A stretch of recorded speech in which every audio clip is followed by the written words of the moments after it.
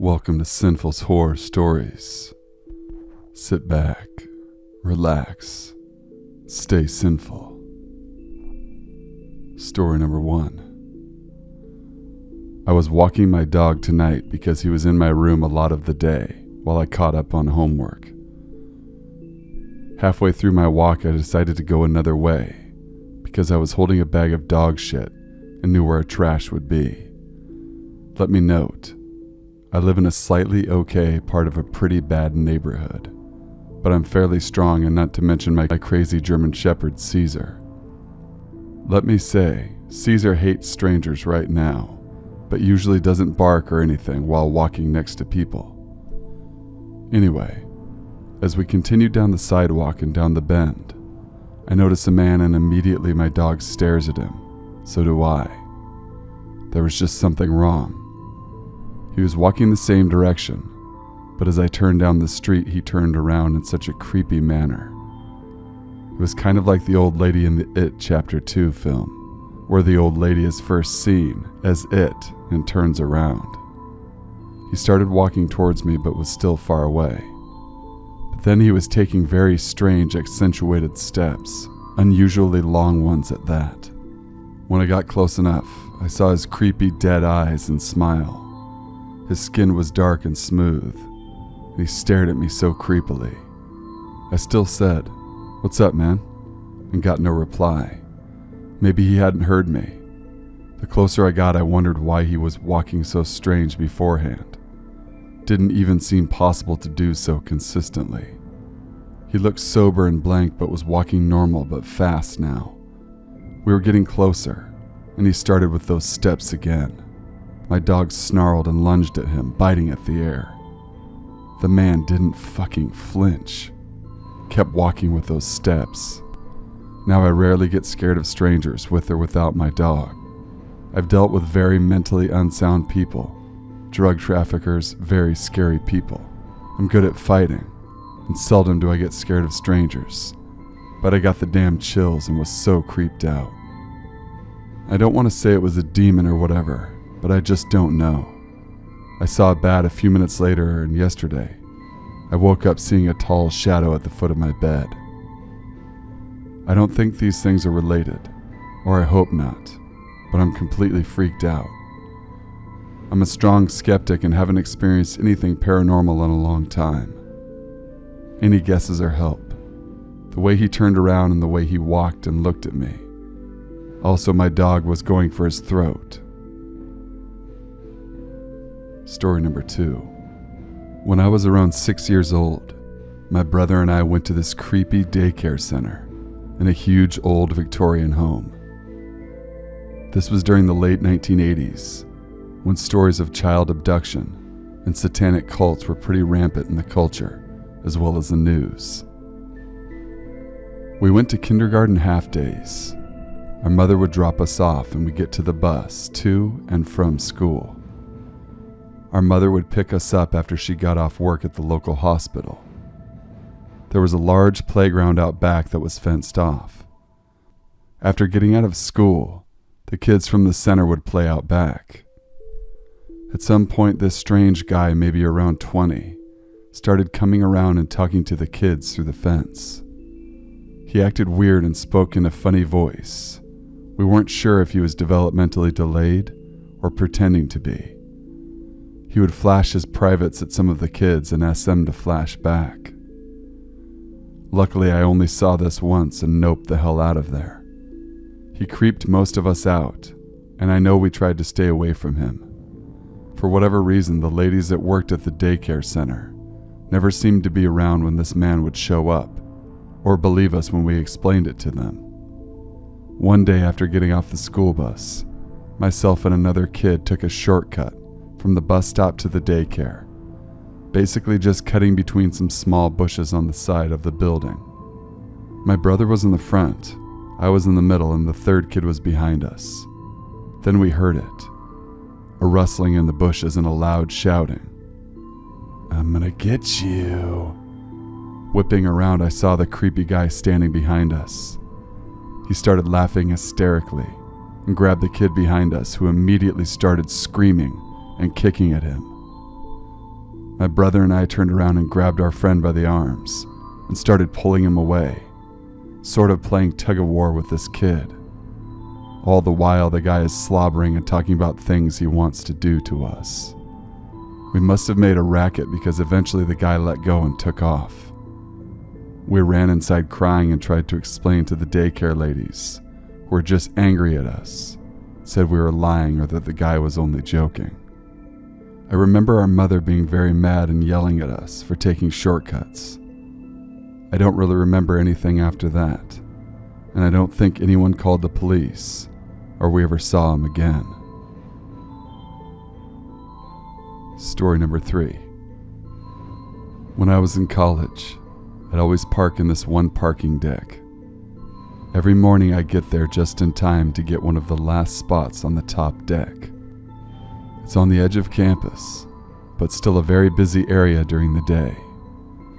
Even at late hours of the night, there'd still be a few cars around. There was one day I decided to stay on campus late to study, and I left the library sometime around 11 p.m. or 12 a.m. It's about a 15-minute walk through the most heavily trafficked part of campus to get back to my car. So of course, this was the first night I walked the entire route without seeing a single person, not even by the dorms. I got to the deck and noticed that there were no cars, not even one on the first floor. I pressed the elevator button and waited. A few seconds later, a car came into the deck, and I could see this man behind the wheel. He looked at me, swerved around to park on the first floor, but kept the lights and engine on. I thought nothing of it because music majors frequent this parking deck and often come to campus to practice at odd hours. Right as I got into the elevator, though, I saw through the closing doors that he was starting to drive up through the deck. I got up to the top deck and no other car was up there, except for mine on the opposite side from the elevators. I had to walk slowly to my car because it had snowed recently, and there were still patches of ice on the deck. Right as I got to my car and opened the passenger door to throw my bag in, I see lights coming up from the floor below, and the same car was coming up onto the top deck. The guy's face just looks emotionless. I couldn't get around to my car to the driver's seat without getting close enough to his car, but right as he passed me, he slowed down and watched me. Suddenly, he hits the gas and whips around the loop of the deck and speeds towards me. I ran around and got into the driver's seat and watched him in my mirrors. He slowed down again, coming behind me, and then sped off back down the deck. I never saw him again. Story number 4. This happened to me when I was a child, and I still remember it very clearly to this day, as it set me up for a lifelong fear of being watched as I sleep. I was 6 years old, and me and my family were living in public housing as we had recently come to America. Our apartment was on the first floor, but slightly underground, as my bedroom window was level with the ground outside. The windows were big and had a ledge. On my ledge, I had stuffed animals lined up looking out the window. On this specific night, I was having trouble sleeping, as there were strange noises coming from my outside window, along with tapping. I looked out my window and saw a strange man, crouching and peeping through the gap between my curtains and the wall, looking directly at me, with a strange look on his face. I started screaming and crying. My dad ran into my room to assure me that everything was all right, and I was just having a bad dream. But I hadn't been sleeping.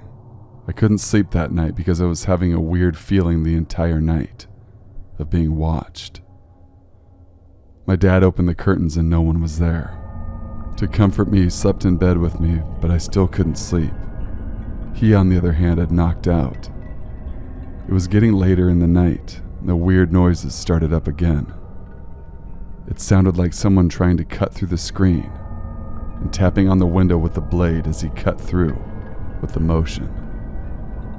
I woke my dad up quietly, trying to show him what I had told him about.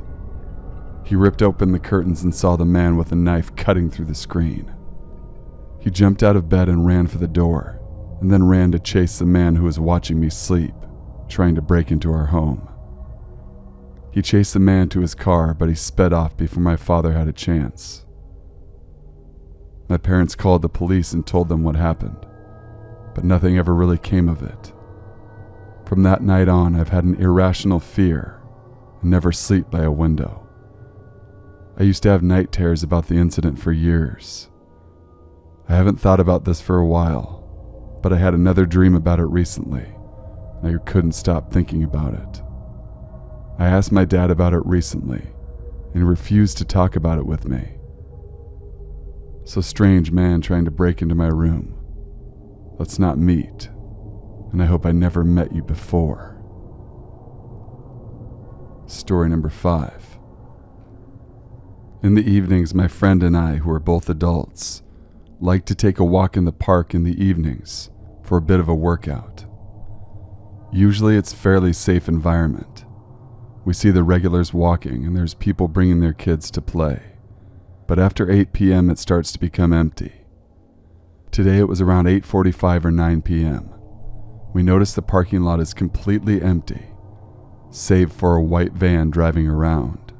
But we have to cross the lot to get where we're going. We note it as being a bit strange but keep walking.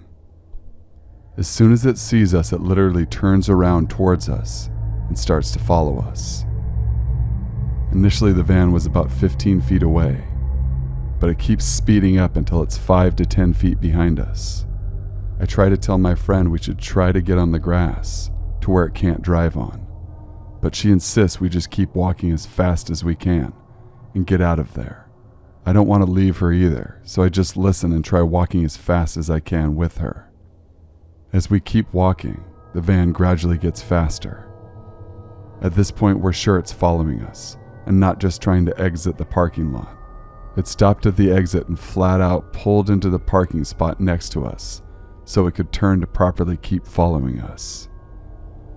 At this point, it's 2 feet away from us, and we're trying to get away from it.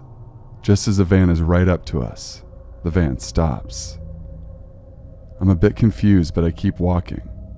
Till 5 seconds later, the park ranger pulls into the lot to patrol the park. When I look back, I can see the van speeding off in the opposite direction, going around to the other end of the park to exit. We decided it was time to go home after that. Story number 6. This happened when I was 4 years old.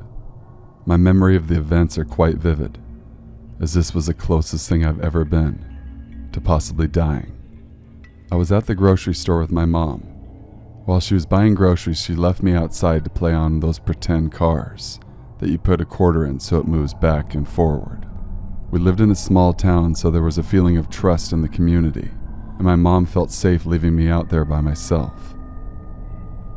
4-year-old me was having the time of her life on that car. I didn't even take notice of the man standing nearby. A skinny and rather short man. He was sporting a trench coat that nearly touched his feet. He looked like he was in his mid-30s and was already starting to bald. Once the car ride stopped, the man walked up to me. I remember him kneeling down to me, letting out a wide grin and asking, "Hey, would you like another quarter, little lady?" "Sure, mister," I said. He smiled and placed a quarter in my hand. He held on to my hand for quite a while. I put the quarter back in the machine and went for another ride. He was watching me the entire time. Mom was taking a little longer than expected. The car ride was over again, so the man picked me up from the ride and stood me in front of him. He said, "I have a car myself. Do you want to come for a ride with me?" I remember being a little confused by the question.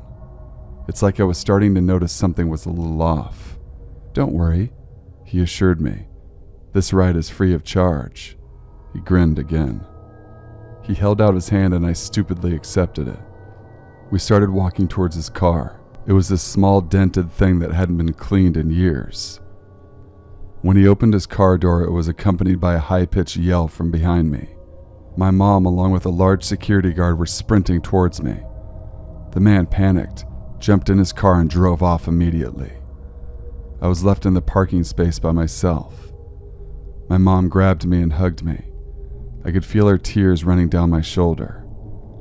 I heard the security guard on his walkie-talkie requesting assistance.